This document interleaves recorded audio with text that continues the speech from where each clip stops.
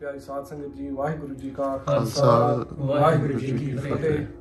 वैसाख भला शाखा वेस करे. Vasak is a month of celebration and a month of transformation. Springtime is in full effect. Nature's in bloom in all its forms. It's the first harvest of the year. And for the first of Vasak, Vaisakhi, marks the revelation of the Khalsa Panth to the world by Guru Gobind Singh Ji Maharaj. Just as the harvest is a result of seeds planted many months before, cultivated, cared for, masterfully planted and taken care of, so too is the revelation of the Khalsa Panth, the final stop in a journey that began 230 years prior with Guru Nanak Dev Ji Maharaj. Guru Nanak Dev Ji in this Shabad speaks about the month of Vasak as an opportunity for us to also transform ourselves, for us to take inspiration from nature blossoming and find a way for us to blossom as well. And Guru Nanak Dev Ji gives us this message. He says, Nanak Vaisakhi Prabh Pave Surt Shabad Manamana. We can transform ourselves, we can find God by attuning our consciousness to the Shabad.